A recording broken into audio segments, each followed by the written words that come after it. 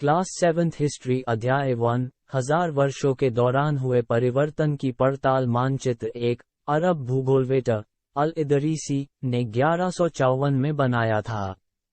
यहाँ जो नक्शा दिया गया है वह उसके द्वारा बनाए गए दुनिया के बड़े मानचित्र का हिस्सा है और भारतीय उपमहाद्वीप को दर्शाता है। इस समय चीजों की जानकारी का अभाव था और मानचित्र बनाने का तकनीक था, जिसके कारण ये मानचित्र उल्टा दर्शाया गया है। मानचित्र 2 फ्रांसीसी मानचित्रकार ने 1720 में बनाया था। इस समय मानचित्रकार बनाने का तकनीक में काफी बदल गई थी। ये मानचित्रकार लगभग 600 वर्ष बाद बनाया गया।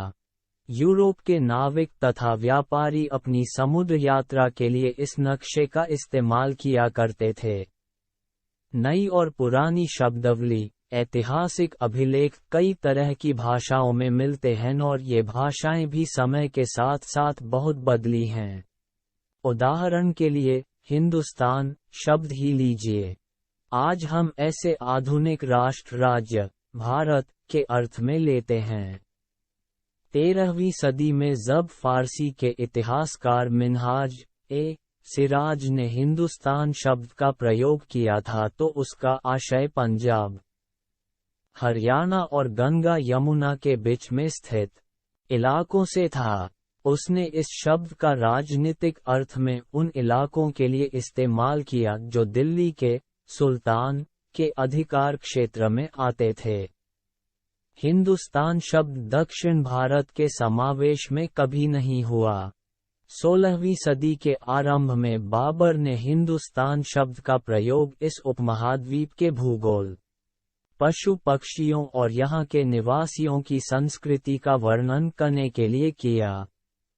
मगर भारत को एक भौगोलिक और सांस्कृतिक सत्व के रूप में पहचाना जा रहा था। वहाँ हिंदुस्तान शब्द से वे राजनीतिक और राष्ट्रीय अर्थ नहीं जुड़े थे जो हम आज जोड़ते हैं।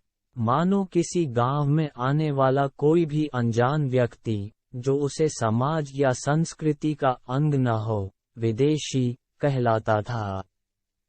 स्रोत: इतिहासकार किस युग का अध्ययन करते हैं और उनकी खोज की प्रकृति क्या है, इसे देखते हुए वे अलग अलग तरह के स्रोतों का सहारा लेते हैं। इस पुस्तक में हम मोटे तौर 700 से 1750 ईस्वी तक लगभग 1000 वर्षों के बारे में पढ़ेंगे।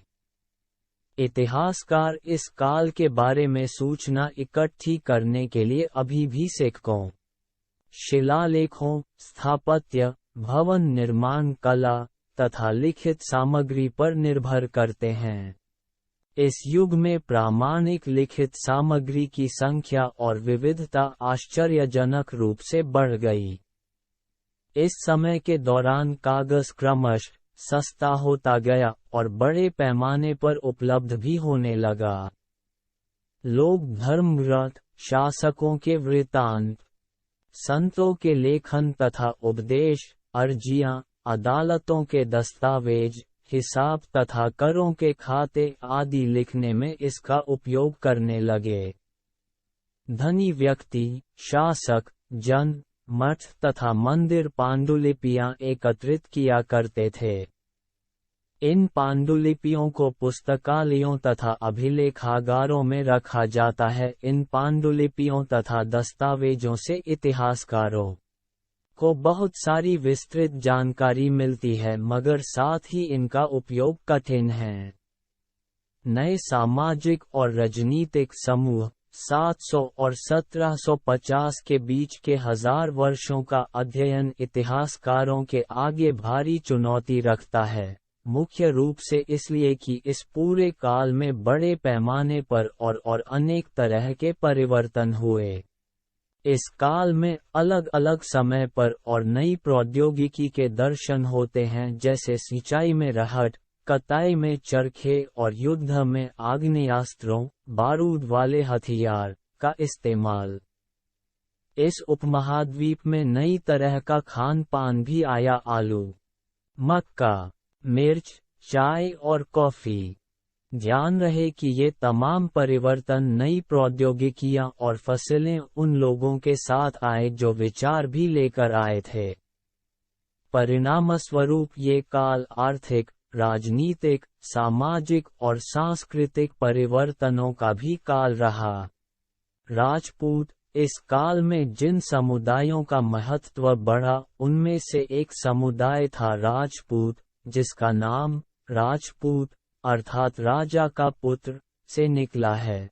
8वीं से 14वीं सदी के बीच ये नाम आमतौर पर योद्धाओं के उस समूह के लिए प्रयुक्त होता था जो क्षत्रिय वर्ण के होने का दावा करते थे। क्षेत्र और साम्राज्य, इस काल में राज्यों के अंतर्गत कई सारे क्षेत्र जाते थे। दिल्ली के सुल्तान गयासुद्दीन बलबन 1286 की प्रशंसा में एक संस्कृत प्रशस्ति में उसे एक विशाल साम्राज्य का शासक बताया गया है जो पूर्व में बंगाल, गौर से लेकर पश्चिम में अफगानिस्तान के गजनी तक फैला हुआ था और जिसमें संपूर्ण दक्षिण भारत, द्रविड़ भी आ जाता था। गौर, आंध्र, केरल, कर्नाटक, महाराष्ट्र और गुजरात आदि 700 तक कई क्षेत्रों के अपने अपने भौगोलिक आयाम तय हो चुके थे और उनकी भाषा तथा सांस्कृतिक विशेषताएं स्पष्ट हो गई थी। पुराने और नए धर्म, इतिहास के जिन 1000 वर्षों की पड़ताल हम कर रहे हैं, इनके दौरान धार्मिक परंपराओं में कई बड़े परिवर्तन आए। दैविक तत्व में लोगों का आस्था कभी कभी बिल्कुल ही वैयक्तिक स्तर पर होती थी, मगर आमतौर पर इस आस्था का स्वरूप सामूहिक होता था। किसी दैविक तत्व में सामूहिक आस्था यानी धर्म प्राय स्थानीय समुदायों के सामाजिक और आर्थिक संगठन से संबंधित होती थी। जैसे जैसे इन समुदायों का सामाजिक संसार बदलता गया वैसे ही इनकी आस्थाओं में भी परिवर्तन आता गया। हिंदू धर्म, आज जिसे हम हिंदू धर्म कहते हैं, उसमें भी इसी युग में महत्वपूर्ण बदलाव आए। इन परिवर्तनों में से कुछ थे नए देवी देवताओं की पूजा, राजाओं द्वारा मंदिरों का निर्माण और समाज में पुरोहितों के रूप में ब्राह्मणों का बढ़ता महत्व, बढ़ती सत्ता आदि। संरक्षक, संस्कृत ग्रंथों के ज्ञान के कारण समाज में ब्राह्मणों का बड़ा आदर होता था। यही युग था जिसमें इस उपमहाद्वीप में नए नए धर्मों का भी आगमन हुआ। कुरान शरीफ का संदेश भारत में 7वीं सदी में व्यापारियों और आप्रवासियों के जरिए पहुंचा। मुसलमान कुरान शरीफ को अपना धर्मग्रंथ मानते हैं, केवल एक ईश्वर अल्लाह की सत्ता को स्वीकार करते हैं। इस्लाम विद्वान धर्मशास्त्रियों और न्यायशास्त्रियों उलेमा को संरक्षण देते थे। इस्लाम के अनुयायी में कुछ शिया थे जो पैगंबर साहब तथा कुछ सुन्नी थे जो पैगंबर साहब के दामाद अली को मुसलमानों का विधिसम्मत नेता मानते थे। समय और इतिहास के कालखंडों पर विचार, इतिहासकार समय को केवल घड़ी या कैलेंडर की तरह नहीं देखते, यानी कि केवल घंटों, दिन या वर्षों के बीतने के रूप में ही नहीं देखते हैं, बल्कि कुछ बड़े बड़े हिस्सों, युगों या कालों में बांट दिया जाए तो समय का अध्ययन कुछ आसान हो जाता है। 19वीं सदी के मध्य में अंग्रेज इतिहासकारों ने भारत के इतिहास को 3 युगों में बांटा था, हिंदू, मुस्लिम और ब्रिटिश। यह विभाजन इस विचार पर आधारित था कि शासकों का धर्म ही एकमात्र महत्वपूर्ण ऐतिहासिक परिवर्तन होता है और अर्थव्यवस्था, समाज और संस्कृति में और कोई भी महत्वपूर्ण बदलाव नहीं आता। इस दृष्टिकोण में इस उपमहाद्वीप की अपार विविधता की भी उपेक्षा हो जाती थी। इस काल विभाजन को आज बहुत कम इतिहासकार आर्थिक तथा सामाजिक कारकों के आधार पर ही अतीत के विभिन्न कालखंडों की विशेषताएं तय करते हैं।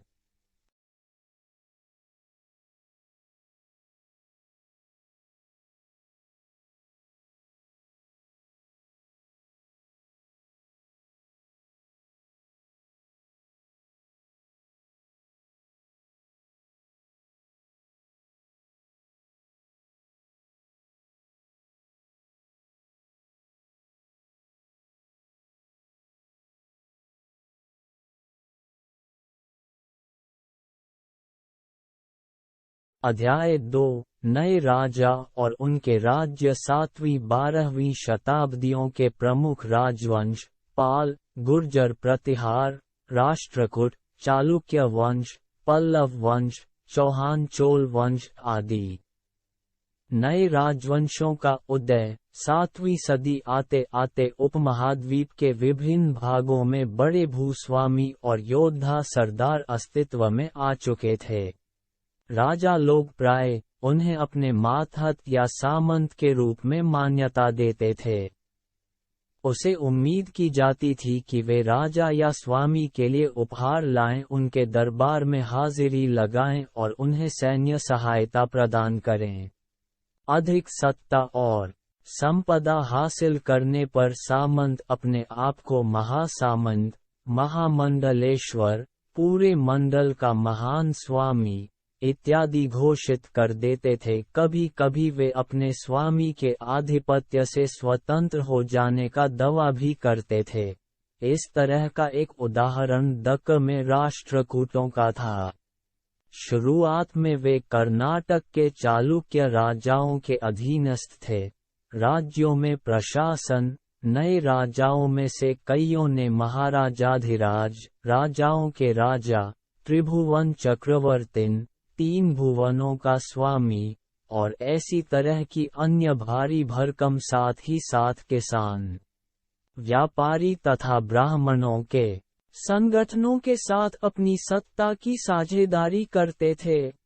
प्रशस्तियां और भूमि अनुदान। प्रशस्तियों में ऐसे ब्यौरे होते हैं जो शब्दश सत्य नहीं भी हो सकते, लेकिन ये प्रशस्तियां हमें बताती हैं कि शासक खुद को कैसा दर्शाना चाहते थे। मिसाल के लिए शूरवीर, विजयी योद्धा के रूप में। ये विद्वान ब्राह्मणों द्वारा रची गई थी, जो अक्सर प्रशासन में मदद करते थे। राजा लोग प्राय ब्राह्मणों को भूमि अनुदान से पुरस्कृत करते थे। ये ताम्रपत्रों पर अभिलिखित होते थे, जो भूमि पाने वाले को दिए जाते थे। धन के लिए युद्ध। प्रत्येक शासक राजवंश का आधार कोई क्षेत्र विशेष था। वे दूसरे क्षेत्रों पर भी नियंत्रण करने का प्रयास करते थे। एक विशेष रूप से वांछनीय क्षेत्र था गंगा घाटी में कन्नौज नगर।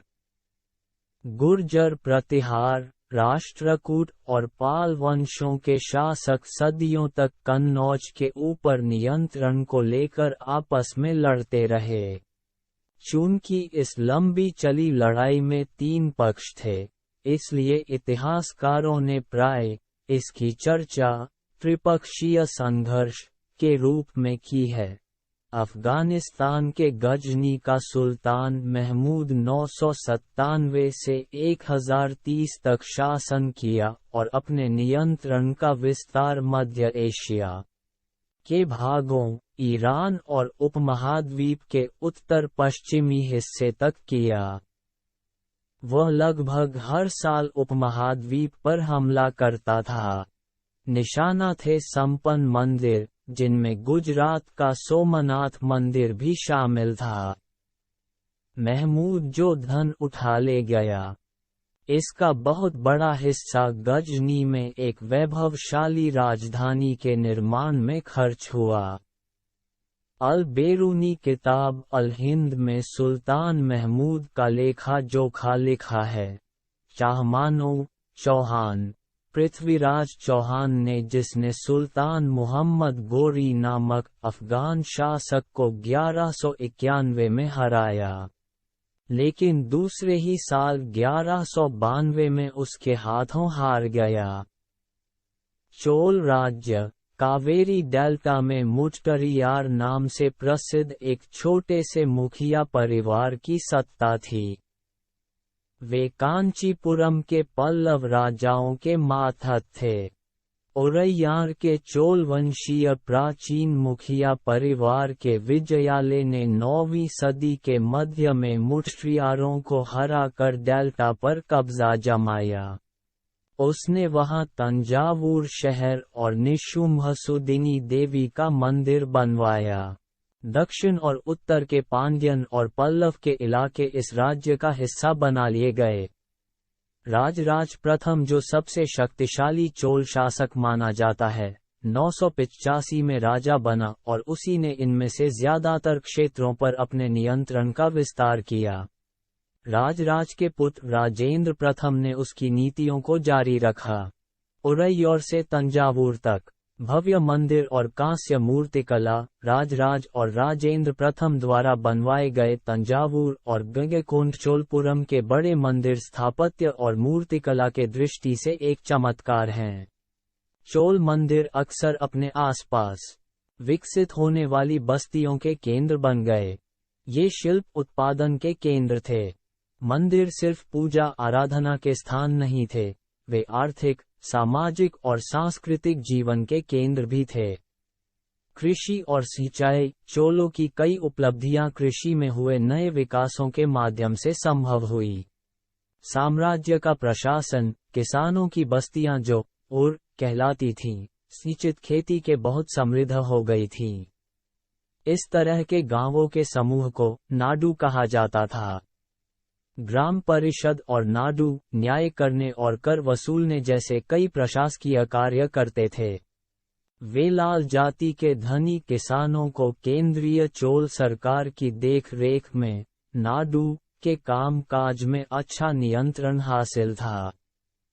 उनमें से कई धनी भूस्वामियों को चोल राजाओं ने सम्मान के रूप में मुवेदवेलन, 3 राजाओं को अपनी सेवाएं प्रदान करने वाला वेलन या किसान, अरैयार, प्रधान जैसी उपाधियां दी और उन्हें केंद्र में महत्वपूर्ण राजकीय पद सौंपे।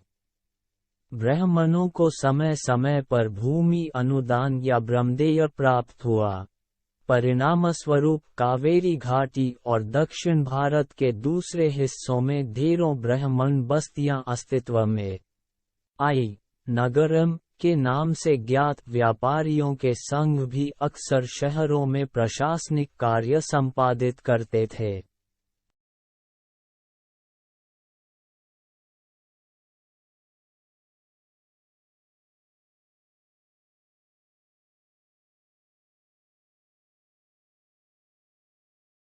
अध्याय 3। दिल्ली के सुल्तान तुर्कों का आक्रमण। अल्पगीन गजनवी वंश का संस्थापक, तुर्क राज्य सुबुतगीन, भारत पर आक्रमण करने वाला प्रथम तुर्क शासक। महमूद गजनी सुल्तान की उपाधि धारण करने वाला प्रथम तुर्क शासक। मोहम्मद गोरी भारत में तुर्की राज्य का संस्थापक। प्रारंभिक तुर्की शासक कुतुबुद्दीन ऐबक, इल्तुतमिश, रजिया, खिलजी वंश, जलालुद्दीन, अलाउद्दीन, तुगलक वंश, गयासुद्दीन, मुहम्मद, फिरोज शाह, सैयद वंश, खिज्र, मुहम्मद लोदी वंश, बहलोल, इब्राहिम लोदी। 13वीं सदी के आरंभ में दिल्ली सल्तनत की स्थापना हुई और इसके साथ दिल्ली एक ऐसी राजधानी में बदल गई जिसका नियंत्रण इस उपमहाद्वीप के बहुत बड़े क्षेत्र पर फैला था। दिल्ली के सुल्तानों के बारे में जानकारी कैसे, अभिलेख, सिक्कों और स्थापत्य, भवन निर्माण कला के माध्यम से काफी सूचना मिलती है, मगर और भी महत्वपूर्ण वे इतिहास, तारीख, एकवचन, तवारीख, बहुवचन हैं जो सुल्तानों के शासनकाल में प्रशासन की भाषा फारसी में लिखे गए थे। तवारीख के लेखक सचिव, प्रशासक, कवि और दरबारियों जैसे सुशिक्षित व्यक्ति होते थे जो घटनाओं का वर्णन भी करते थे और शासकों को प्रशासन संबंधी सलाह भी देते थे। वे न्यायसंगत शासन के महत्व पर बल देते थे। सैनिकों को वेतन दिया जाता था। किसान भी राजस्व तभी चुकाते जब वे खुशहाल और प्रसन्न हो। जन्मसिद्ध अधिकार, जन्म के आधार पर विशेषाधिकार का दावा। उदाहरण के लिए, लोग मानते थे कि कुलीन व्यक्तियों को कुछ खास परिवारों में जन्म लेने के कारण शासन करने का अधिकार विरासत में मिलता है। मिन्हाज ए सिराज ईश्वर ने जो आदर्श समाज व्यवस्था बनाई है उसके अनुसार महिलाओं को पुरुषों के अधीन होना चाहिए। दिल्ली सल्तनत का विस्तार 13वीं शताब्दी के आरंभिक वर्षों में दिल्ली के सुल्तानों का शासन गैरीसनों, रक्षक सैनिकों की टुकड़ियों के निवास के लिए बने मजबूत किलेबंद शहरों से परे शायद ही कभी फैला हो। शहरों से संबद्ध लेकिन उनसे दूर भीतरी प्रदेशों पर उनका नियंत्रण न के बराबर था और इसलिए उन्हें आवश्यक सामग्री, रसद आदि के लिए व्यापार, कर या लूटमार पर ही निर्भर रहना पड़ता था। दूसरा विस्तार सल्तनत की बाहरी सीमा पर हुआ। 12वीं सदी के आखिरी दशक में बनी कुव्वत अल-इस्लाम मस्जिद तथा उसकी मीनारें। ये जामा मस्जिद दिल्ली के सुल्तानों द्वारा बनाए गए सबसे पहले शहर में स्थित है। इतिहास में इस शहर को देहली-ए-कोहना, पुराना शहर, कहा गया है। इस मस्जिद का विस्तार इल्तुतमिश और अलाउद्दीन खिलजी ने किया। मीनार 3 सुल्तानों, कुतुबुद्दीन ऐबक, इल्तुतमिश और फिरोज शाह तुगलक द्वारा बनवाई गई थी। मस्जिद, यह अरबी का शब्द है, जिसका शाब्दिक अर्थ ऐसा स्थान जहां मुसलमान अल्लाह की आराधना में सजदा, घुटने और माथा टेककर करते हैं। जामा मस्जिद या मस्जिद-ए-जामी वह मस्जिद होती है जहां अनेक मुसलमान एकत्र होकर साथ साथ नमाज पढ़ते हैं। नमाज की रस्म के लिए एक विद्वान पुरुष को इमाम, नेता के रूप में चुना जाता है। इमाम शुक्रवार की नमाज के दौरान धर्मोपदेश, खुतबा भी देता है। नमाज के दौरान मुसलमान मक्का की तरफ मुंह करके खड़े होते हैं। मक्का की ओर की दिशा को किबला कहा जाता है। खिलजी और तुगलक वंश, दिल्ली सल्तनत जैसे विशाल साम्राज्य के समेकन के लिए विश्वसनीय सूबेदारों तथा प्रशासकों की जरूरत थी। दिल्ली के आंधिक सुल्तान विशेषकर इल्तुतमिश, सामंतों और जमींदारों के स्थान पर अपने विशेष गुलामों को सूबेदार नियुक्त करना अधिक पसंद करते थे। इन गुलामों को फारसी में बंदगां कहा जाता है तथा इन्हें सैनिक सेवा के लिए खरीदा जाता था। उन्हें राज्य के कुछ बहुत ही महत्वपूर्ण राजनीतिक पदों पर काम करने के लिए बड़ी सावधानी से प्रशिक्षित किया जाता था। वे चूंकि पूरी तरह अपने मालिक पर निर्भर होते थे, इसलिए सुल्तान भी विश्वास करके उन पर निर्भर हो सकते थे। सेनानायकों को भिन्न भिन्न आकार के इलाकों के सूबेदार के रूप में नियुक्त किया। ये इलाके इक्ता कहलाते थे और इन्हें संभालने वाले अधिकारी इक्तदार या मुक्ति कहे जाते थे। मुक्ति का फर्ज था सैनिक अभियानों का नेतृत्व करना और अपने इक्तों में कानून और व्यवस्था बनाए रखना। अपनी सैनिक सेवाओं के बदले वेतन के रूप में मुक्ति अपने इलाकों से राजस्व की वसूली किया करते थे। राजस्व के रूप में मिली रकम सर ही वे सैनिकों को भी तनख्वाह देते थे। उस समय 3 तरह कर थे। 1. कृषि पर, जिसे खराज कहा जाता था और किसान की उपज का लगभग 50% होता था। 2. मवेशियों पर तथा 3. घरों पर। अफ्रीकी देश मोरक्को से 14वीं सदी में भारत आए यात्री इब्न बतूता ने बतलाया है कि सरदार की रक्षा व्यवस्था के बारे में। दिल्ली सल्तनत ने 1526 तक दिल्ली तथा आगरा पर सैयद तथा लोदी वंशों का राज्य रहा। इसके बाद धीरे धीरे छोटे छोटे शक्तिशाली शासकों का उदय हुआ, जैसे अफगान, राजपूत, शेर शाह सूरी और मुगल साम्राज्य।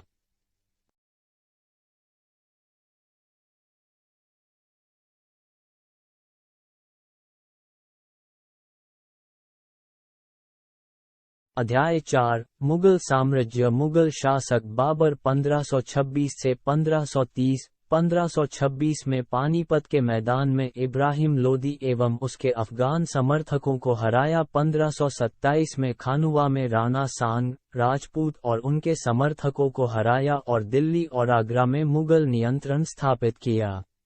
हुमायूं 1530 से 1540। पिता की वसीयत में एक प्रांत मिला। शेर खान ने हुमायूं को 1539 में चौसा में और 1540 में कन्नौज में पराजय किया। 1555 में दिल्ली पर पुनः कब्जा कर लिया। अकबर 1556 से 1605, 13 वर्ष की अल्पायु में अकबर सम्राट बना। 1556 से 1570 के मध्य मालवा और गोंडवाना में सैन्य अभियान चलाए और रणथंभौर पर कब्जा कर लिया। 1570 से 1585 के मध्य सैनिक अभियान किया। गुजरात, बिहार, बंगाल, उड़ीसा में अभियान चलाए। 1585 से 1605 के मध्य अकबर के साम्राज्य का विस्तार किया। उत्तर पश्चिम, कांधार, कश्मीर, काबुल, दक्कन, अहमदनगर। जहांगीर 1605 से 1627 जहांगीर ने अकबर के सैन्य अभियानों को आगे बढ़ाया। मेवाड़ के सिसोदिया शासक अमर सिंह ने मुगलों की सेवा स्वीकार की। इसके बाद सिखों, अहोमों और अहमदनगर के खिलाफ अभियान चलाए गए, जो पूर्णतः सफल नहीं हुए। शाहजहां 1627, 1658, दक्कन में सैन्य अभियान, अहमदनगर के विरुद्ध अभियान जिसमें बुंदेलों की हर हुई और ओरछा पर कब्जा कर लिया। अहमदनगर को मुगलों के राज्य में मिला लिया गया। औरंगजेब 1658 से 1707, उत्तर पूर्व में अहोमों की पराजय हुई। मारवाड़ के राठौर राजपूतों ने मुगलों के खिलाफ विद्रोह किया। इसका कारण था उनकी आंतरिक राजनीति और उत्तराधिकार के मसलों में मुगलों का हस्तक्षेप। मराठा सरदार शिवाजी के विरुद्ध मुगल अभियान प्रारंभ में सफल रहे। मुगल साम्राज्य 16वीं सदी के उत्तरार्ध से इन्होंने दिल्ली और आगरा से अपने राज्य का विस्तार शुरू किया और 17वीं शताब्दी में लगभग संपूर्ण महाद्वीप पर अधिकार प्राप्त कर लिया। उन्होंने प्रशासन के ढांचे तथा शासन संबंधी जो विचार लागू किए, वे उनके राज्य के पतन के बाद भी टिके रहे। आज भारत के प्रधानमंत्री स्वतंत्रता दिवस पर मुगल शासकों के निवास स्थान दिल्ली के लाल किले की प्राचीर से राष्ट्र को संबोधित करते हैं। मुगल कौन थे? मुगल दो महान शासक वंशों के वंशज थे। माता की ओर से वे मंगोल शासक चंगेज खान, जो चीन और मध्य एशिया के कुछ भागों पर राज करता था, के उत्तराधिकारी थे। पिता की ओर से वे ईरान, इराक एवं वर्तमान तुर्की के शासक तैमूर, जिसकी मृत्यु 1404 में हुई, के वंशज थे। परंतु मुगल अपने को मुगल या मंगोल कहलवाना पसंद नहीं करते थे। ऐसा इसलिए था क्योंकि चंगेज से जुड़ी स्मृतियां सैकड़ों व्यक्तियों के नरसंहार से संबंधित थीं। यही स्मृतियां मुगलों के प्रतियोगियों उज़्बेकों से भी संबंधित थीं। दूसरी तरफ मुगल तैमूर के वंशज होने पर गर्व का अनुभव करते थे, ज्यादा इसलिए क्योंकि उनके इस महान पूर्वज ने 1398 में दिल्ली पर कब्जा कर लिया था। मुगल सैन्य अभियान। प्रथम मुगल शासक बाबर 1526-1530 ने 1494 में फरगाना राज्य का उत्तराधिकार प्राप्त किया, तो उसकी उम्र केवल 12 वर्ष की थी। मंगोलों की दूसरी शाखा उज़्बेकों के आक्रमण के कारण उसे अपनी पैतृक गद्दी छोड़नी पड़ी। अनेक वर्षों तक भटकने के बाद उसने 1504 में काबुल पर कब्जा कर लिया। उसने 1526 में दिल्ली के सुल्तान इब्राहिम लोदी को पानीपत में हराया और दिल्ली और आगरा को अपने कब्जे में कर लिया। 16वीं शताब्दी, बाबर ने पहली बार पानीपत के लड़ाई में युद्धों में तोप और गोलाबारी का इस्तेमाल किया।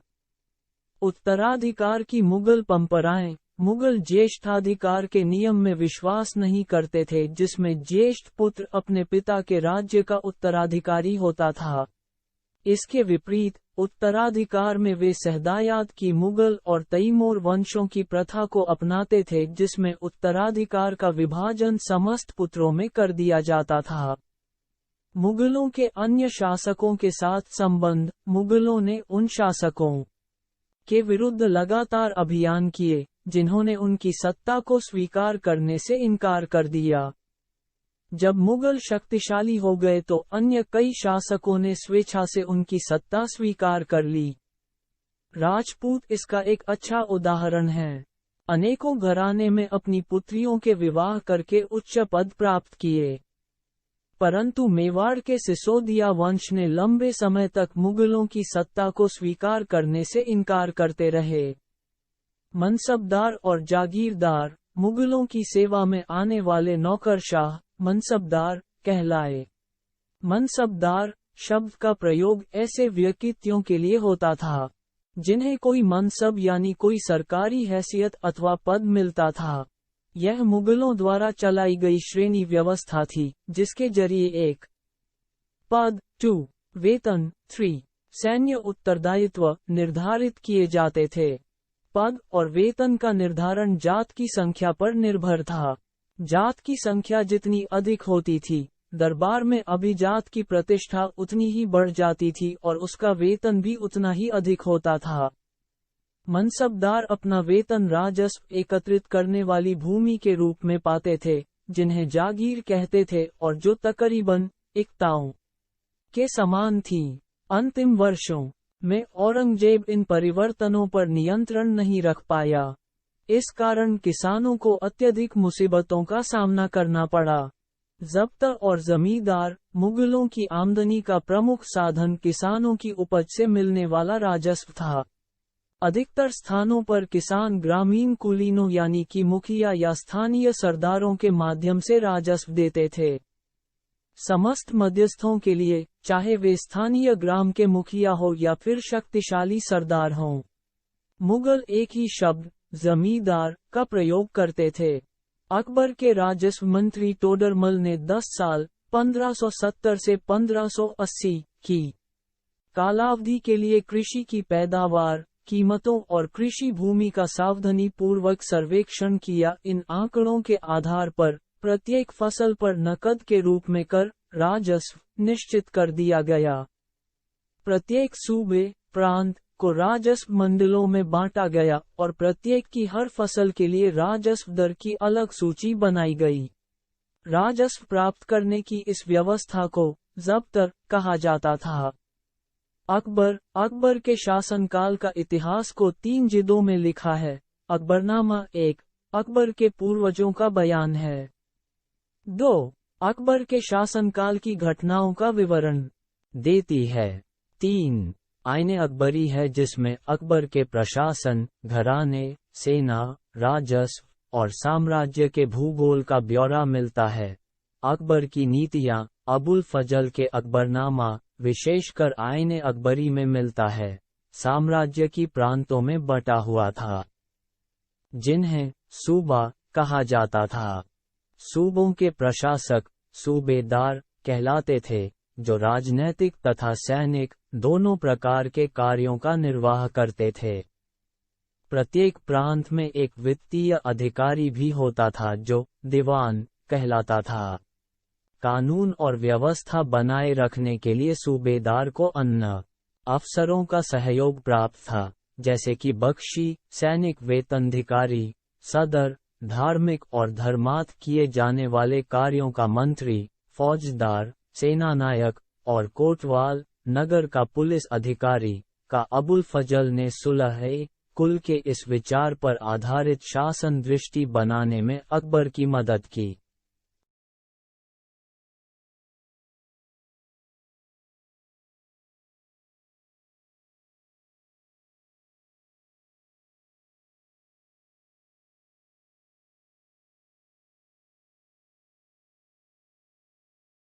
अध्याय 5 शासक और इमारतें। कुतुब मीनार कुतुबत मीनार 5 मंजिली इमारत है। कुतुबुद्दीन ऐबक ने लगभग 1199 में इसका निर्माण करवाया था। शेष मंजिलों का निर्माण 1229 के आसपास इल्तुतमिश द्वारा करवाया गया। अभिलेखों की पट्टियां इसके पहले छज्जे के नीचे छोटे मेहराब तथा ज्यामितीय रूपरेखाओं द्वारा निर्मित नमूने को देखें। ये अभिलेख अरबी में हैं। मीनार का बाहरी हिस्सा घुमावदार तथा कोणीय है। ऐसी सतह पर अभिलेख लिखने के लिए काफी परिशुद्धता की आवश्यकता होती थी। सर्वाधिक योग्य कारीगर ही इस कार्य को संपन्न कर सकते थे। 8वीं और 18वीं शताब्दियों के बीच राजाओं तथा उनके अधिकारियों ने 2 तरह की इमारतें का निर्माण किया। पहली इस दुनिया इमारतों को सुरक्षित, संरक्षित और दूसरी दुनिया में आराम विराम की भव्य जगहें, महल तथा मकबरे थे। दूसरी श्रेणी में मंदिर, मस्जिद, हौज, कुएं 7वीं और 10वीं शताब्दी के मध्य वास्तुकार भवनों में और अधिक कमरे, दरवाजे और खिड़कियां बनाने लगे। छत, दरवाजे और खिड़कियां अभी भी दो ऊर्ध्वाधर खंभों के आर पार एक अनुप्रस्थ क्षैतिज रखकर बनाए जाते थे।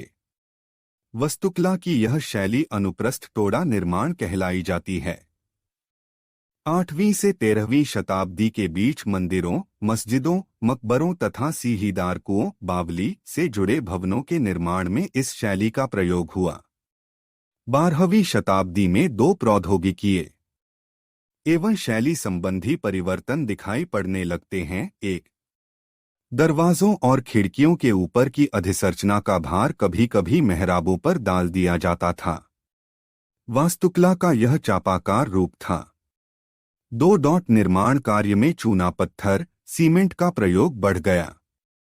उच्च श्रेणी की सीमेंट होती थी जिसमें पत्थर के टुकड़ों के मिलाने से कंक्रीट बनती थी। इसकी वजह से विशाल ढांचों का निर्माण सरलता और तेजी से होने लगा। मंदिरों, मस्जिदों और हौजों का निर्माण मंदिरों और मस्जिदों का निर्माण बहुत सुंदर तरीके से किया जाता था क्योंकि वे उपासना के स्थल थे। वे अपने संरक्षक की शक्ति, धन वैभव तथा भक्ति भाव का भी प्रदर्शन करते थे। उदाहरण के लिए राजराजेश्वर मंदिर को लिया जा सकता है। एक अभिलेख से इस बात का संकेत मिलता है कि इस मंदिर का निर्माण राजा राजदेव ने अपने देवता राजराजेश्वरम की उपासना हेतु किया था। मुसलमान सुल्तान तथा बादशाह स्वयं को भगवान के अवतार होने का दावा तो नहीं करते थे, किंतु फारसी दरबारी इतिहासों में सुल्तान का वर्णन अल्लाह की परछाई के रूप में हुआ है। दिल्ली की एक मस्जिद के अभिलेख से पता चलता है कि अल्लाह ने अलाउद्दीन को शासक इसलिए चुना था क्योंकि उसमें अतीत के महान विधिकर्ताओं मूसा और सुलेमान की विशिष्टताएं मौजूद थी। सुल्तान इल्तुतमिश ने देहलिए कुहना के एकदम निकट एक विशाल तालाब का निर्माण करके व्यापक सम्मान प्राप्त किया। इस विशाल जलाशय को हौजे सुल्तानी अथवा राजा का तालाब कहा जाता था। बाग, मकबरे तथा किले मुगलों के अधीन वास्तुकला और अधिक जटिल हो गई। बाबर, हुमायूं, अकबर, जहांगीर और विशेष रूप से शाहजहां साहित्य, कला और वास्तुकला में व्यक्तिगत रुचि लेते थे। अपनी आत्मकथा में बाबर ने औपचारिक बागों की योजनाओं और उनके बनाने में अपनी रुचि का वर्णन किया है। अक्सर ये बाग दीवार से घिरे होते थे तथा 4 समान हिस्सों में बंटे होने के कारण ये चारबाग कहलाते थे। चारबाग बनाने की परंपरा अकबर के समय से शुरू हुई। कुछ सर्वाधिक सुंदर चरबागों को कश्मीर, आगरा और दिल्ली में जहांगीर और शाहजहां ने बनवाया था। अकबर के शासनकाल में कई तरह के वास्तुकलात्मक नवाचार हुए। हुमायूं के मकबरे में सबसे पहली बार दिखने वाला केंद्रीय गुंबद, जो बहुत ऊंचा था, और ऊंचा मेहराबदार प्रवेशद्वार पिश्तक मुगल वास्तुकला के महत्वपूर्ण रूप बन गए।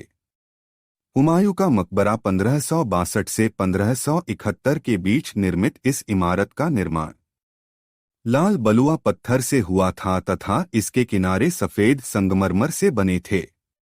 शाहजहां के शासनकला के दौरान मुगल वास्तुकला के विभिन्न तत्व एक विशाल सद्भावपूर्ण संश्लेषण में मिला गए। विशेष रूप से आगरा और दिल्ली में सार्वजनिक और व्यक्तिगत सभा हेतु समारोह कक्षों, दीवानए खास और दीवानए आम की योजना बनाई जाती थी। शासन के आरंभिक वर्षों में शाहजहां की राजधानी आगरा थी।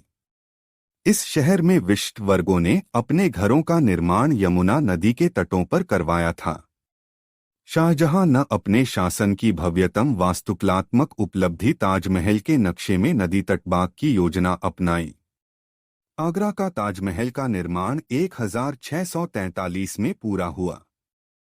क्षेत्र व साम्राज्य 8वीं व 18वीं शताब्दियों के बीच जब निर्माण संबंधी गतिविधियों में बढ़ोतरी हुई तो विभिन्न क्षेत्रों के बीच विचारों का भी पर्याप्त आदान प्रदान हुआ।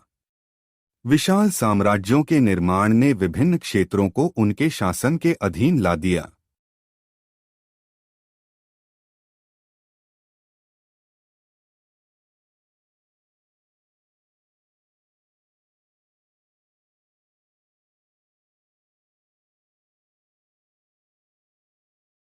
अध्याय 6 नगर, व्यापारी और शिल्पीजन।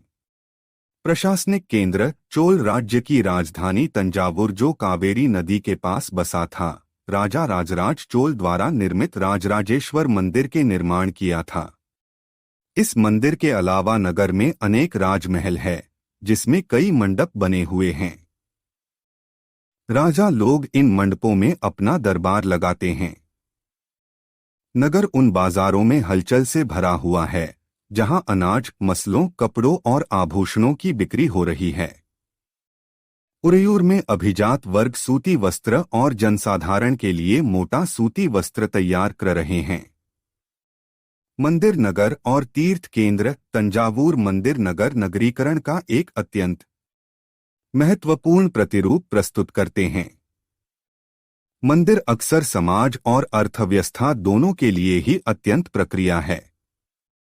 शासक विभिन्न देवी देवताओं के प्रति अपना भक्ति भाव दर्शाने के लिए मंदिर बनाते थे। मंदिर के कर्ताधर्ता मंदिर के धन को व्यापार एवं सहकारी में लगाते थे। धीरे धीरे समय के साथ बड़ी संख्या में पुरोहित, पुजारी, कामगार, शिल्पी, व्यापारी आदि मंदिर तथा उसके दर्शनार्थियों एवं तीर्थयात्रियों की आवश्यकताओं को पूरा करने के लिए मंदिर के आसपास बसते गए। गुजरात, सोमनाथ, तमिलनाडु, कांचीपुरम तथा मदुरै, आंध्र प्रदेश, तिरुपति हैं। तीर्थस्थल भी धीरे धीरे नगरों के रूप में विकसित हो गए। वृंदावन उत्तर प्रदेश और तिरुवन्नमलाई तमिलनाडु ऐसे नगरों के दो उदाहरण हैं। अजमेर राजस्थान 12वीं शताब्दी में चौहान राजाओं की राजधानी था। सुप्रसिद्ध सूफी संत ख्वाजा मुइनुद्दीन यहाँ बस गए थे और उनके दर्शनार्थी एवं श्रद्धालु सभी पंथों के हुआ करते थे। अजमेर के पास ही पुष्कर सरोवर है, जहाँ प्राचीन काल से ही तीर्थयात्री आते रहे हैं। छोटे नगरों की संजाल 8वीं शताब्दी से ही उपमहाद्वीप में अनेक छोटे छोटे नगरों का संजाल सा बिछने लगा था। संभवत उनका प्रादुर्भाव बड़े बड़े गांवों से हुआ था। उनमें आमतौर पर एक मंडपिका, बाद में जिसे मंडी कहा जाने लगा, होती थी, जहां आसपास के गांव वाले अपनी उपज बेचने के लिए लाते थे। उनमें ऐसी गलियां थी जहां दुकानें एवं बाजार थे जिन्हें हट कहा जाता था। इसके अलावा भिन्न भिन्न प्रकार के कारीगरों वालों, सुनारों, लोहरों, पत्थर तोड़ने वालों आदि के अलग अलग बाजार होते थे। कुछ व्यापारी क्रय विक्रय किया करते थे। बड़े और छोटे व्यापारी कई प्रकार के हुआ करते थे। उनमें बंजारे लोग भी शामिल थे। कई व्यापारी, विशेष रूप से घोड़ों के व्यापारी, अपने संघ बनाते थे जिनका एक मुखिया होता था और वह मुखिया उनका ओर से घोड़ा खरीदने के इच्छुक योद्धाओं से बातचीत करता था। अफ्रीका से सोना और हाथी दांत एवं दक्षिण पूर्व एशिया और चीन से मसाले, टिन, चांदी लेते थे। नगरों में शिल्प, बीदर के शिल्पकार तांबे तथा चांदी में जड़ाई के काम के लिए इतने अधिक प्रसिद्ध थे कि इस शिल्प का नाम ही बिदरी पड़ गया। पांचाल अर्थात विश्वकर्मा समुदाय, जिसमें सुनार, कसेरे, लोहार, राजमिस्त्री और बढ़ई शामिल थे, मंदिरों के निर्माण के लिए आवश्यक थे। वस्त्र निर्माण से संबंधित कुछ अन्य कार्य जैसे कपास को साफ करना, कातना और रंगना भी स्वतंत्र व्यवसाय बन गए थे, जिनके लिए विशेषज्ञता की आवश्यकता होती थी। हम्पी नगर कृष्णा और तुंगभद्रा नदियों की घाटी में स्थित है। यह नगर 1336 में स्थापित विजयनगर साम्राज्य का केंद्र स्थल था। शहर की किलेबंदी उच्च कोटि की थी। हम्पी की वास्तुकला विशिष्ट प्रकार की थी। वहां के शाही भवनों में भव्य मेहराब और गुंबद थे। 15वीं-16वीं शताब्दियों के अपने समृद्धिकाल में हम्पी कई वाणिज्यिक और सांस्कृतिक गतिविधियों से गुंजायमान रहता था। उन दिनों हम्पी के बाजारों में मुस्लिम सौदागरों, चेट्टियों और पुर्तगालियों जैसे यूरोपीय व्यापारियों के एजेंटों का जमघट लगा रहता था। मंदिर सांस्कृतिक गतिविधियों के केंद्र होते थे। महानवमी पर्व, जो आज दक्षिण में नवरात्रि पर्व कहलाता है, 1565 में दक्कनी सुल्तानों गोलकुंडा, बीजापुर, अहमदनगर, बरार और बीदर के शासकों के हाथों विजयनगर की पराजय के बाद हम्पी का विनाश हो गया। सूरत मुगलकाल में कैबे और अहमदाबाद के साथ साथ गुजरात में पश्चिमी व्यापार का वाणिज्य केंद्र बन गया। सूरत ओरमुज की खाड़ी से होकर पश्चिमी एशिया के साथ व्यापार करने के लिए मुख्य द्वार था। यहाँ पर पुर्तगालियों, डचों और अंग्रेजों के कारखाने एवं मालगोदाम थे। सूरत में ऐसी अनेक दुकानें थी जो सूती कपड़ा, थोक और फुटकर कीमतों पर बेचती थी। आज सूरत एक महत्वपूर्ण वाणिज्यिक केंद्र है। मसूलीपत्तनम या मछलीपत्तनम नगर कृष्णा नदी के डेल्टा पर स्थित है। 17वीं शताब्दी में यह भिन्न भिन्न प्रकार की गतिविधियों का नगर था। नए नगर और व्यापारी 16वीं और 17वीं शताब्दियों में यूरोप के देश व्यापारिक उद्देश्यों से मसालों और कपड़ों की तलाश में लगे हुए थे। 18वीं शताब्दी में बंबई, कलकत्ता और मद्रास नगरों का उदय हुआ, जो आज प्रमुख महानगर हैं। वास्को डी गामा 15वीं शताब्दी में यूरोपीय नाविकों द्वारा समुद्री मार्ग खोजने के अभूतपूर्व कार्य किए गए। पुर्तगाली नाविक वास्को डी गामा अटलांटिक महासागर के साथ यात्रा करते हुए केप ऑफ गुड होप से निकलकर और हिंद महासागर को पार करके 1498 कालीकट, भारत पहुंचा। क्रिस्टोफर कोलंबस इटलीवासी क्रिस्टोफर कोलंबस 1492 में वेस्टइंडीज पहुंचा।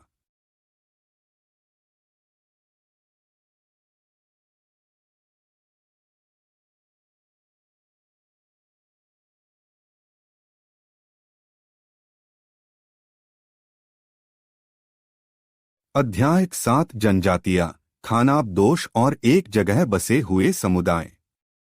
जनजातीय समाज, अलबत्ता दूसरे तरह के समाज भी उस समय मौजूद थे। उपमहाद्वीप के कई समाज ब्राह्मणों द्वारा सुझाए गए सामाजिक नियमों और कर्मकांडों को नहीं मानते थे और न ही वे कई असमान वर्गों में विभाजित थे। अक्सर ऐसे समाजों को जनजाति के सदस्य नातेदारी के बंधन से जुड़े होते थे। कई जनजातियां खेती से अपना जीविकोपार्जन करती थीं।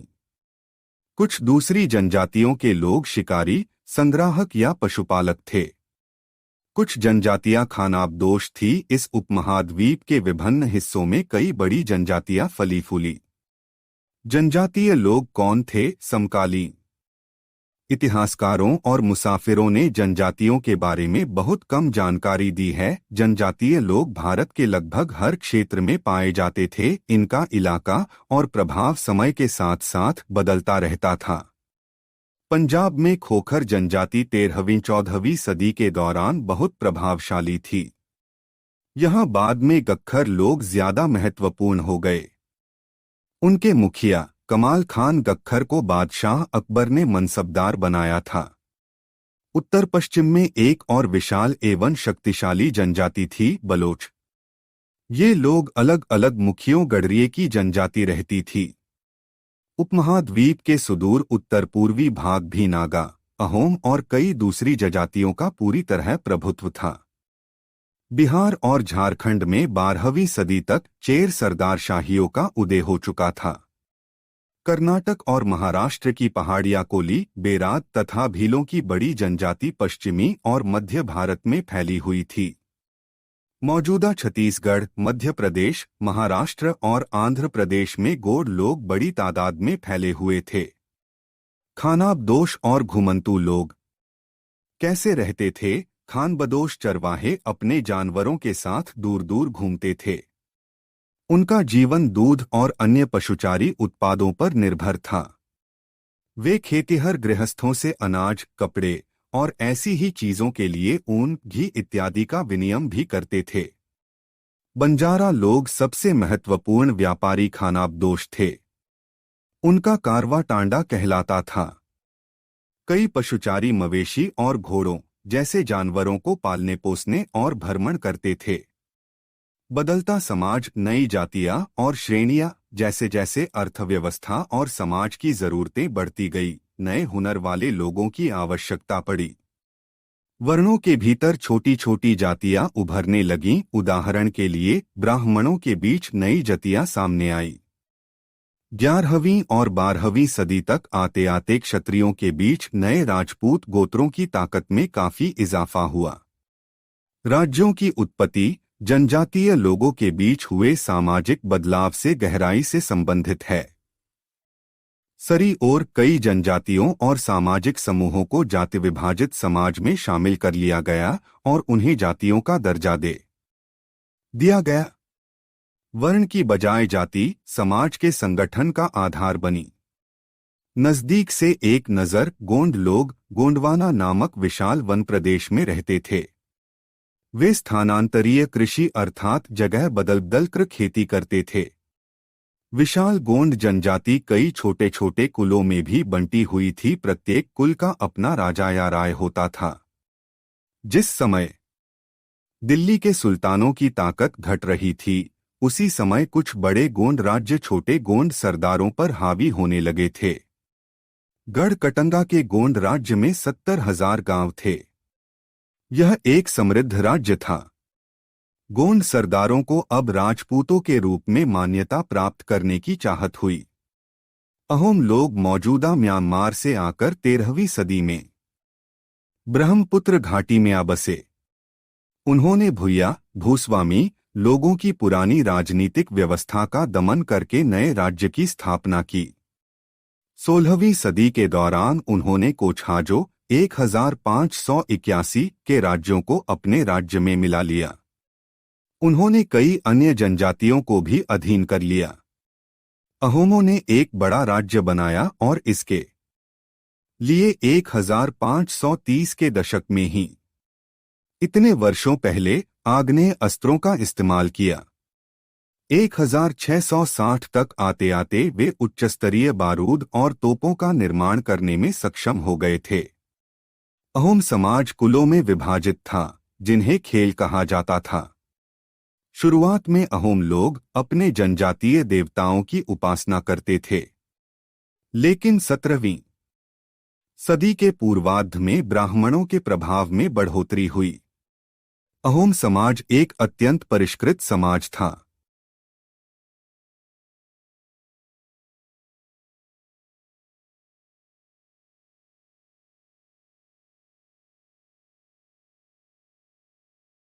अध्याय 8 ईश्वर से अनुराग। परमेश्वर का विचार। बड़े बड़े राज्यों के उदय होने से पहले भिन्न भिन्न समूहों के लोग अपने अपने देवी देवताओं की पूजा करते थे। जब लोग नगरों के विकास और व्यापार तथा साम्राज्यों के माध्यम से एक साथ आते गए, तब नए नए विचार विकसित होने लगे। यदि मनुष्य भक्तिभाव से परमेश्वर की शरण में जाए तो परमेश्वर व्यक्ति को इस बंधन से मुक्त कर सकता है। श्रीमद् भगवद गीता में व्यक्त यह विचार सामान्य सन ईस्वी सन की प्रारंभिक शताब्दियों में लोकप्रिय हो गया था। विशद धार्मिक अनुष्ठानों के माध्यम से शिव, विष्णु तथा दुर्गा को परम देवी देवताओं के रूप में पूजा जाने लगा।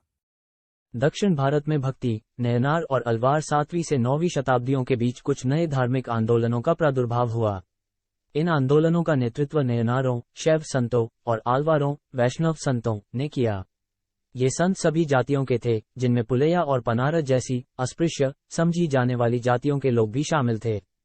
वे बौद्धों और जैनों के कटु आलोचक थे और शिव तथा विष्णु के प्रति सच्चे प्रेम को मुक्ति का मार्ग बताते थे। उन्होंने संगम साहित्य में समाहित प्यार और शूरवीरता के आदर्शों को अपनाकर भक्ति के मूल्यों में उनका समावेश किया था। नयनार और अलवार घुमक्कड़ साधु संत थे। वे जिस किसी स्थान या गांव में जाते थे, वहाँ के स्थानीय देवी देवताओं की प्रशंसा में सुंदर कविताएं रचकर उन्हें संगीतबद्ध कर दिया करते थे। दर्शन और भक्ति। शंकर भारत के सर्वाधिक प्रभावशाली दार्शनिकों में से हैं, जिनका जन्म 8वीं शताब्दी में केरल प्रदेश में हुआ था। वे अद्वैतवाद के समर्थक थे, जिसके अनुसार जीवात्मा और परमात्मा, जो परम सत्य है, दोनों एक ही हैं। उन्होंने ये शिक्षा दी कि ब्रह्मा, जो एकमात्र या परम सत्य है, वह निर्गुण और निराकार है। शंकर ने हमारे चारों ओर के संसार को मिथ्या या माया माना और संसार का परित्याग करके संन्यास लेने और मोक्ष प्राप्त करने के लिए ज्ञान के मार्ग को अपनाने का उपदेश दिया। रामानुज 11वीं शताब्दी में तमिलनाडु में पैदा हुए थे। वे विष्णु भक्त अल्वार संतों से बहुत प्रभावित थे। रामानुज ने विशिष्टाद्वैत के सिद्धांत को प्रतिपादित किया, जिसके अनुसार आत्मा परमात्मा से जुड़ने के बाद भी अपनी अलग सत्ता बनाए रखती है। उनके अनुसार मोक्ष प्राप्त करने का उपाय विष्णु के प्रति अनन्य भक्ति। महाराष्ट्र के संत 13वीं से 17वीं शताब्दी तक महाराष्ट्र में अनेकानेक संत कवि हुए, जिनके सरल मराठी भाषा में लिखे गए गीत आज भी जनमन को प्रेरित करते हैं। उन संतों में सबसे महत्वपूर्ण थे ज्ञानेश्वर, नामदेव, एकनाथ और तुकाराम तथा सखुबाई जैसी स्त्रियां तथा चोखा मिठाई का परिवार, जो अस्पृश्य समझी जाने वाली महार जाति का था। भक्ति की यह क्षेत्रीय परंपरा पंढरपुर में विठ्ठल, विष्णु का एक रूप पर और जनमन के हृदय में विराजमान व्यक्तिगत देव, ईश्वर संबंधी विचारों पर केंद्रित थी। इन सब संतों कवियों ने सभी प्रकार के कर्मकांडों, पवित्रता के ढोंगों और जन्म पर आधारित सामाजिक अंतरों का विरोध किया तथा दूसरों के दुखों को बांट लेना, जरूरतमंद की सेवा करना। इससे एक नए मानवतावादी विचार का उद्भव हुआ। इस्लाम और सूफी संतों और सूफियों में बहुत अधिक समानता थी, यहाँ तक कि यह भी माना जाता है कि उन्होंने आपस में कई विचारों का आदान प्रदान किया और उन्हें अपनाया। सूफी मुसलमान रहस्यवादी थे। वे धर्म के बाहरी आडंबरों को अस्वीकार करते हुए ईश्वर के प्रति और भक्ति तथा सभी मनुष्यों के प्रति दयाभाव रखने पर बल देते थे। इस्लाम ने एकेश्वरवाद यानी एक अल्लाह के प्रति पूर्ण समर्पण का दृढ़ता से प्रचार किया। 8वीं और 9वीं शताब्दी में धार्मिक विद्वानों ने पवित्र कानून, शरिया और इस्लामिक धर्मशास्त्र के विभिन्न पहलुओं को विकसित किया। इस्लाम धीरे धीरे और जटिल होता गया, जबकि सूफियों ने एक अलग रास्ता दिखाया जो ईश्वर के प्रति व्यक्तिगत समर्पण पर बल दिया। सूफी लोगों ने मुस्लिम धार्मिक विद्वानों द्वारा निर्धारित विशद कर्मकांड और आचार संहिता को बहुत अस्वीकार कर दिया। वे ईश्वर के साथ ठीक उसी प्रकार जुड़े रहना चाहते, जिस प्रकार एक प्रेमी दुनिया की परवाह किए बिना अपनी प्रियतमा के साथ जुड़े रहना चाहता है। औलिया या पीर की देख रेख में जिक्र, चिंतन, रक्स, नीति चर्चा, सांस पर नियंत्रण सूफी सिलसिलाओं का प्रादुर्भाव हुआ। 11वीं शताब्दी से अनेक सूफी जन मध्य एशिया से आकर हिंदुस्तान में बसने लगे थे, जैसे अजमेर के ख्वाजा मोइनुद्दीन, दिल्ली के कुतुबुद्दीन बख्तियार काकी, पंजाब के बाबा फरीद, दिल्ली के ख्वाजा निजामुद्दीन औलिया और गुलबर्ग के बंदा नवाज गीसुदराज। उत्तर भारत में धार्मिक बदलाव। 13वीं सदी के बाद उत्तरी भारत में भक्ति आंदोलन की एक नई लहर आई।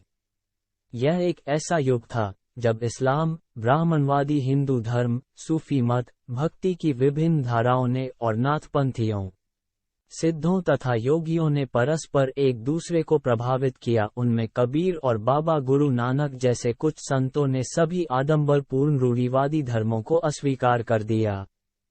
तुलसीदास और सूरदास जैसे कुछ अन्य संतों ने उस समय विद्यमान विश्वासों तथा पद्धतियों को स्वीकार करते हुए उन्हें सबकी पहुंच में लाने का प्रयत्न किया। असम के शंकरदेव ने विष्णु की भक्ति पर बल दिया। इस परंपरा में दादू, रविदास और मीराबाई जैसे संत भी शामिल थे। कबीर 15वीं-16वीं सदी में एक अत्यधिक प्रभावशाली संत थे। कबीर निराकार परमेश्वर में विश्वास रखते थे। उन्होंने यह उपदेश दिया कि भक्ति के माध्यम से ही मोक्ष यानी मुक्ति प्राप्त हो सकती है। हिंदू तथा मुसलमान दोनों लोग उनके अनुयायी हो गए। बाबा गुरु नानक, कबीर की अपेक्षा बाबा गुरु नानक 1469-1539, तलवंडी, पाकिस्तान में ननकाना साहब में जन्म लेने वाले बाबा गुरु नानक ने करतारपुर में एक केंद्र स्थापित करने से पहले कई यात्राएं की। धार्मिक कार्यों के लिए जो जगह नियुक्त की थी उसे धर्मसाल कहा गया। आज इसे गुरुद्वारा कहते हैं। लंगर की शुरुआत की सिखों के पवित्र ग्रंथ साहब के रूप में जाना जाता है।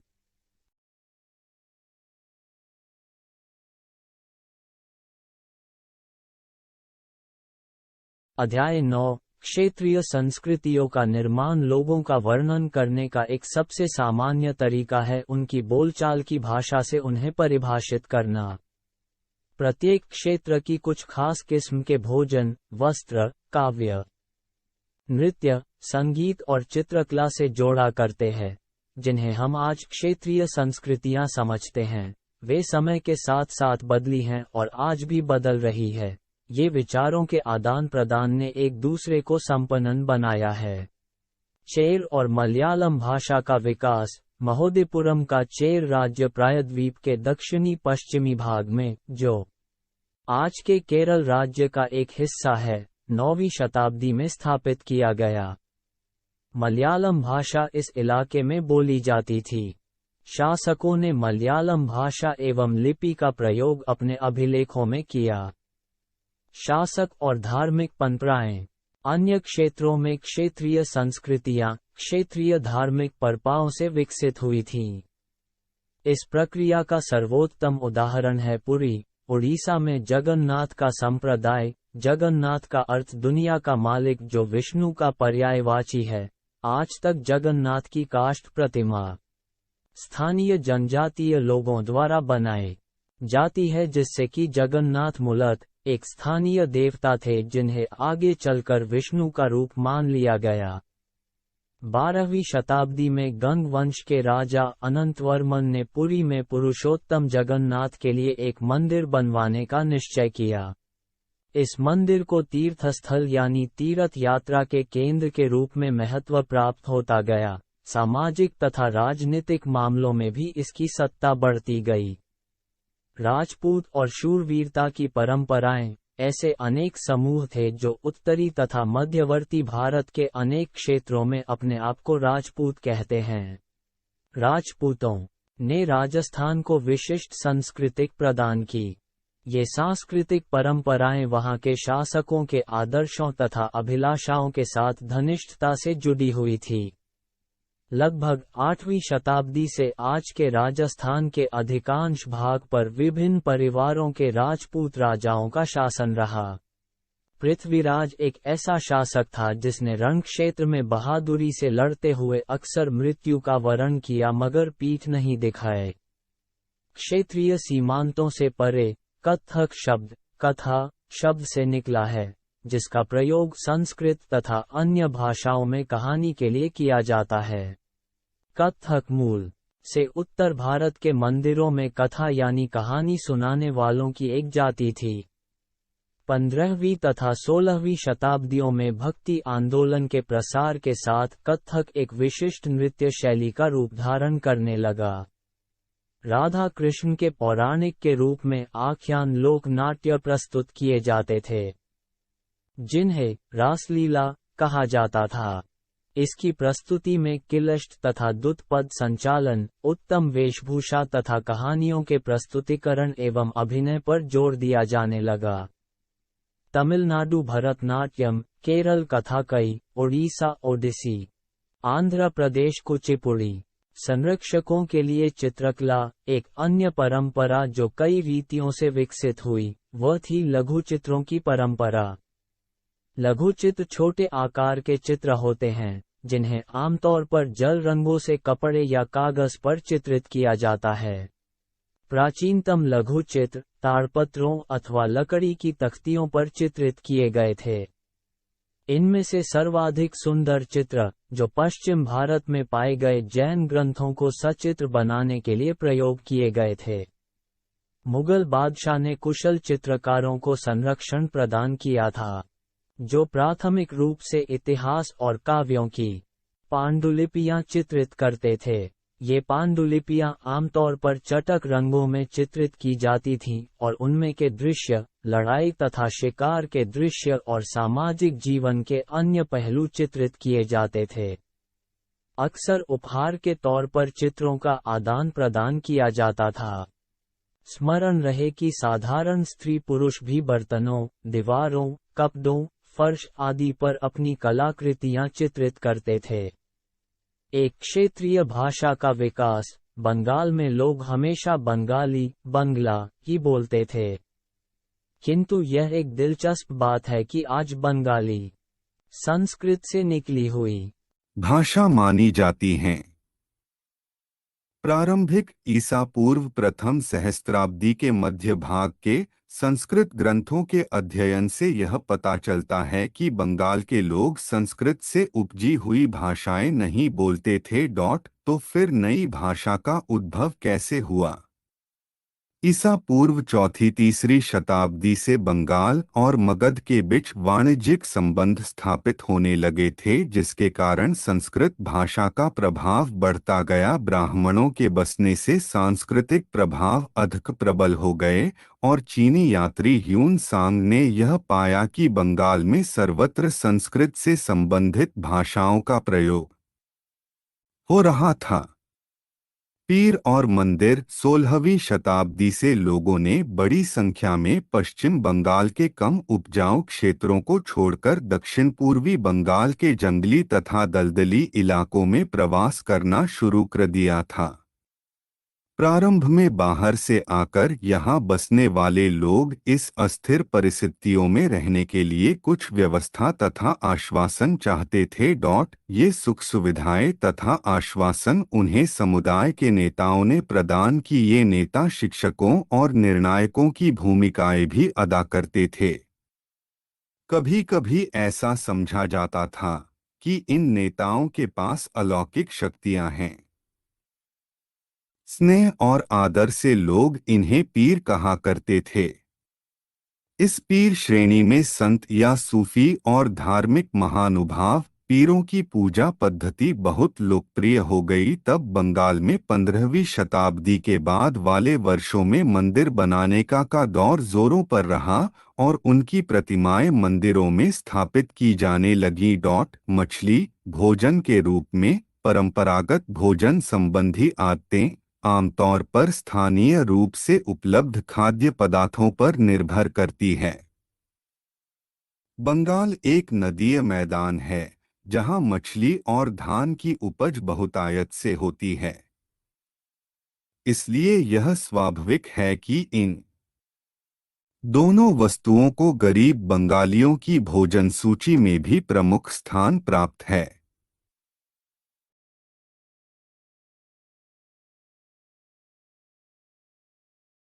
अध्याय 10। 18वीं शताब्दी में नए राजनीतिक गठन। 18वीं शताब्दी के पूर्वार्ध के दौरान उपमहाद्वीप में कुछ विशेष रूप से उल्लेखनीय घटनाएं घटी। एक अन्य शक्ति यानी ब्रिटिश सत्ता ने पूर्वी भारत के बड़े बड़े हिस्सों को सफलतापूर्वक हड़प लिया था। 18वीं शताब्दी में नए राज्यों का गठन हुआ।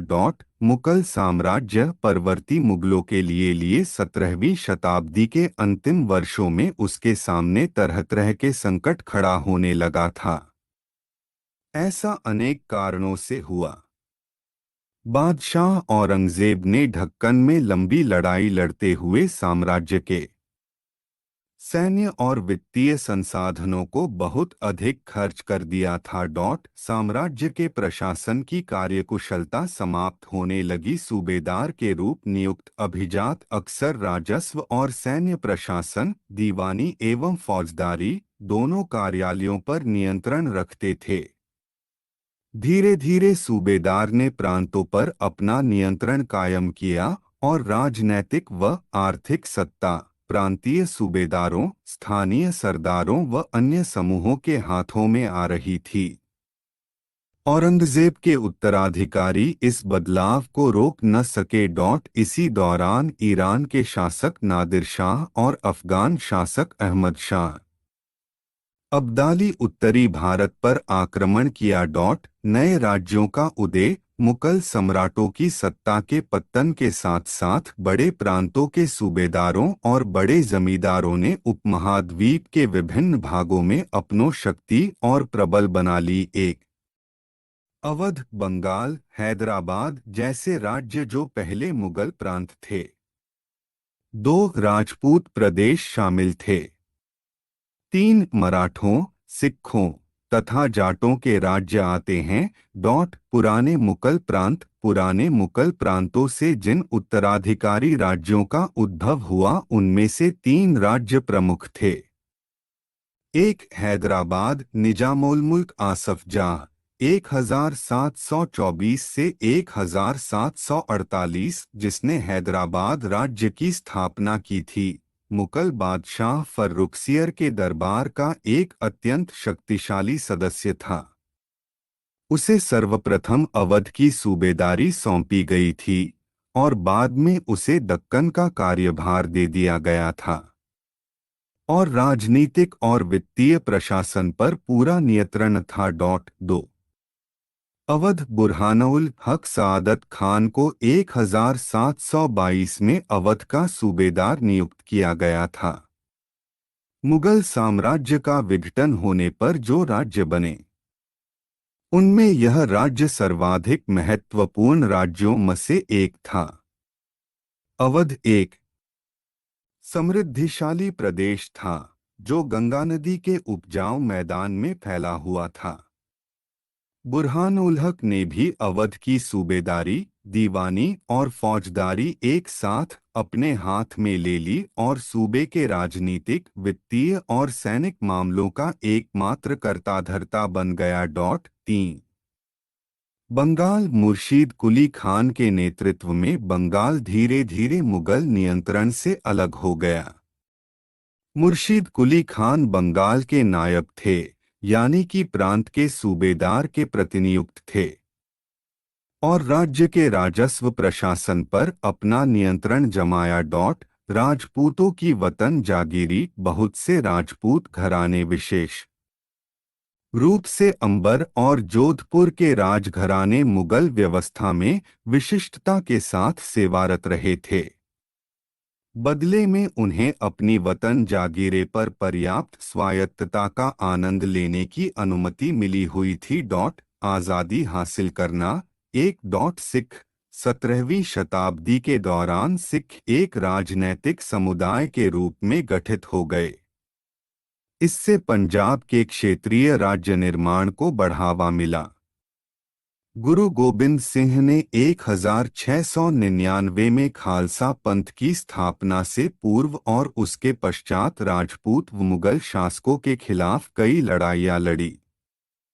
18वीं शताब्दी में कई योग्य नेताओं के नेतृत्व में सिख ने अपने आप को पहले जत्थों में और बाद में मिसलों में संगठित किया। इन जत्थों और मिसलों की संयुक्त सेनाएं दल खालसा कहलाती थी। 2 मराठा राज्य एक अन्य शक्तिशाली क्षेत्रीय राज्य था जो मुगल का लगातार विरोध करके उत्पन्न हुआ था। शिवाजी 1627 से 1680 ने शक्तिशाली योद्धा परिवारों की सहायता से एक स्थायी राज्य की स्थापना की। शिवाजी ने प्रायद्वीप मुगलों को चुनौती देने के लिए इस सैन्य बल का प्रयोग किया। शिवाजी की मृत्यु के पश्चात पेशवा अपनी सेवाएं देते रहे। 3 जाटों ने भी 17वीं और 18वीं शताब्दियों में अपनी सत्ता सुध की। दिल्ली और आगरा के आसपास के अभिरक्षक बन गए। पानीपत तथा बल्लभगढ़ शहर व्यापारिक केंद्र बन गए। सूरजमल के राज्य में भरतपुर शक्तिशाली राज्य के रूप में उभरा।